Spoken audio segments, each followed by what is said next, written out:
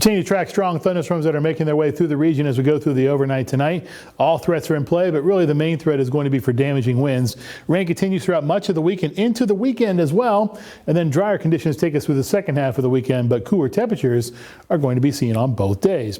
So your weather threats then overnight, you notice that this area is not necessarily in the slight risk. We're actually in the marginal risk for severe thunderstorms. But as we've already seen, we've seen a couple of storm reports up to our northwest into Charleston. And we do have a couple of thousand people out of power now in Kanawha County. This is something to deal with, certainly along Highway 61, Route 61 as you go up to the north tonight towards Charleston. High winds up to 60 miles per hour possible. And this is what it looks like at mile marker 124 on I-64. Some wet roads beginning to form now, and wet roads beginning to make their, of course, could cause us some additional issues in terms of our commute as we go through the remaining portion of our evening and into early Wednesday morning.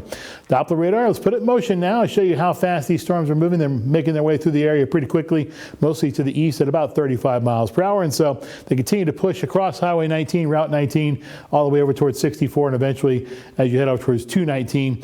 And they're making their way into portions of McDowell and Wyoming counties at this hour. And so we're going to continue to see them make their way towards Bluefield as we go through the overnight hours tonight. Just about everyone's going to get in on the act by the time we go through tomorrow morning. These are the current watches and warnings. There's still that severe thunderstorm watch box in portions of Kentucky, and there are the severe thunderstorm warnings that you can see, the various ones that I was telling you about before the break.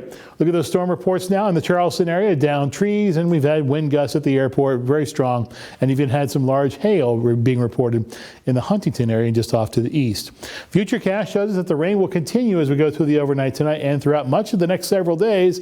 Lots of green being painted on the mountain state as we go through our Wednesday, Thursday, Friday, and into Saturday. This is why we're talking about the rain possibly continuing as we continue to see heavy amounts of rain at times with the darker greens indicated on your screen as we go through our Friday and into our Saturday before things begin to clear out. Lots of moisture to work with. That's the dark blues that you see now making their way into the state from Kentucky and Ohio. That's why we're talking about possible decent amounts of rain as we go through the next several days. And so what does the European model think in terms of the rain for the next 7 days? Well, over 2 inches is being indicated now in some areas of southern West Virginia, right there. Those little spots that are in the yellow, that's more than 2 inches of rain.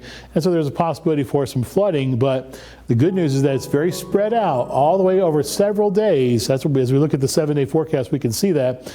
Eventually, when the front does finally swing through, we do cool off too. High temperatures drop into the lower to middle 60s, then rebound nicely. It's upper 60s to right around 70 on Monday. A beautiful day, just like it was yesterday. Sunny and mild as we go through our Tuesday, kind of similar to today, except we don't have those strong thunderstorms that are going to be approaching the area as we go through next Tuesday like we did for today.